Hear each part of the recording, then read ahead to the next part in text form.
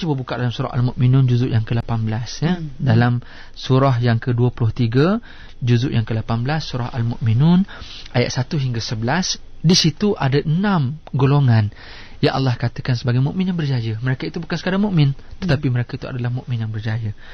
Kalau kita boleh dengar sama-sama apa yang Allah sebutkan dalam ayat 1 hingga 11. A'udzubillahi minasyaitonirrajim. Bismillahirrahmanirrahim. قد أفلح المؤمنون الذين هم في صلاتهم خاشعون والذين هم عن اللغو معرضون والذين هم للزكاة فاعلون والذين هم لفروجهم حافظون إلا على أزواجهم أو ما ملكت أيمانهم فإنهم غير ملومين فمن ابتغى وراء ذلك فأولئك هم العادون والذين هم لأماناتهم وعهدهم راعون والذين هم على صلواتهم يحافظون أولئك هم الوارثون الذين يرثون الفردوس هم فيها خالدون صدق الله العظيم. Ayat 1 hingga 11 surah Al-Mu'minun ada 6 golongan ciri orang yang mukmin yang berjaya. Yang pertama, Allah kata sesungguhnya berjayalah orang-orang yang beriman. Siapa mereka? Iaitu mereka yang khusyuk dalam solatnya. Mereka bukan sekadar solat, tapi solatnya khusyuk. Yang kedua, mereka yang menjauhkan diri dari perbuatan dan perkataan yang sia-sia. Itu golongan yang kedua. Golongan yang ketiga, mereka yang berusaha membersihkan hartanya dengan menunaikan zakat. Golongan yang keempat, iaitu mereka yang menjaga kehormatannya kecuali kepada isterinya atau hamba sahayanya, maka sesungguhnya mereka tidak tercela. Kemudian sesiapa yang mengingini selain dari yang demikian, maka mereka lah orang-orang yang melampaui batas. Itu golongan yang keempat. Golongan yang kelima, iaitu orang yang menjaga amanah dan janjinya. Mereka ini mukmin yang berjaya. Dan golongan yang keenam, mereka yang tetap memelihara solatnya. Bukan sekadar semayang, tetapi mereka pelihara solatnya. Semua 6 golongan ini Allah kata, apakah kesan menjadi golongan yang berjaya ini? Mereka lah orang-orang yang berhak mewarisi syurga Firdaus, yang mereka akan kekal duduk di dalam syurga itu selama-lamanya. Pendengar yang saya kasih sekalian, kalau mampu kita pergi satu persatu kalau kita ada masa.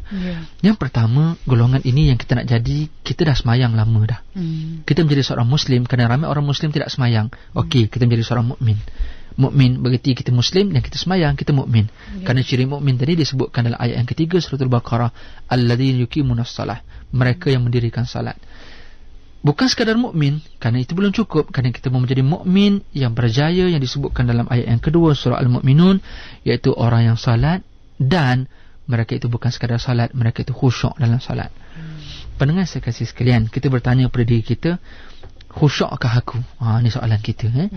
Khusyukkah saya dengan solat yang saya lakukan selama berpuluh tahun ni? Ataupun kita sudah mahu mendabik dada apabila kita melihat orang lain tidak bersolat, wah aku lebih baik daripada mereka. Okey, itu belum cukup. Kerana bukan sekadar kita mendirikan solat, tetapi kita mesti khusyuk dengan solat. Yang ini yang Allah sebutkan dalam surah Al-Baqarah, wasta'inu bis-sabri was-salah wa innaha lakabiratun illa 'alal khashi'in. Wasta'inu, minta tolonglah kepada Allah dengan cara salat dan juga dengan cara sabar. Bertenang. Sesungguhnya perkara ini adalah perkara yang susah, perkara yang amat besar, melainkan bagi orang-orang yang khusyuk, yang tunduk, yang patuh, yang benar-benar fokus, yang benar-benar nak buat semayang ni. Siapa mereka yang khusyuk ni? Alladzina yazunnuna annahum mulaku rabbihim wa annahu ilaihi raji'un. Iaitu mereka yang menyangka mereka ini akan bertemu dengan Tuhan mereka. Dan mereka tahu mereka ini akan kembali kepada Allah. Ini orang yang khusyuk. Mereka benar-benar faham kenapa mereka kena semayang. Jadi dia semayang bukan kerana manusia, dia semayang kerana Allah. Bila namanya kerana Allah, maka dia tak buat solat itu di hujung waktu. Bukan sekadar buat kerana Allah mahukan dia semayang, semayangnya di awal waktu. Kan? Kerana ciri yang keenam tadi, mereka yang menjaga solat. Dan yang betul mereka yang yuhafizun, solatnya mereka jaga. Jaga ini bukan berarti sekadar mendirikan solat, mereka menjaga solatnya. pendengar saya kasih sekalian, kita tanya pada diri kita, adakah kita menjadi seorang yang salat, yang khusyuk salat kita? Ulama-ulama sebut kepada kita, siapa orang yang khusyuk sembahyang ni? Iaitu yang pertama, dia faham apa yang dia buat. Dia faham apa yang dia buat ini bermaksud bukan sekadar dia faham tentang apa yang dia baca, tetapi dia faham semua selok-belok tentang hukum hakam dalam sembahyang tu. Terutama sekali dia faham syarat sah solat, rukun solat, perkara sunat, perkara makruh, perkara yang membatalkan, adab-adab sebelum, ketika dan juga selepas solat, dan seumpamanya wirid selepas sembahyang, dan pelbagai lagi. Orang yang benar-benar faham apa yang dia buat ini orang yang khusyuk. Kerana ada orang dia tak faham, maka dia belum tentu mampu mencapai kriteria khusyuk. Saya buat contoh. Ini orang yang tak faham, mereka sembahyang, ini orang beriman tetapi belum tentu menjadi mukmin yang berjaya. Contoh, kita sembahyang di airport. Surau airport tak besar, kecil je. Kita pergi airport mana-mana pun jarang nak jumpa airport yang besar. Okay? Cuma suraunya banyak lah merata-rata.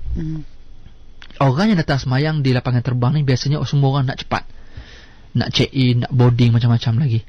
Jadi menjadi seorang yang faham dengan apa yang dia buat, dia tak akan sembahyang panjang-panjang. Kerana dia tahu kalau dia sembahyang panjang-panjang, maka dia akan menghilangkan khusyuk orang lain. Kita nak menjadi mukmin, bagus dah, pergi-pergi masuk ada solat jemaah, alhamdulillah, bagus.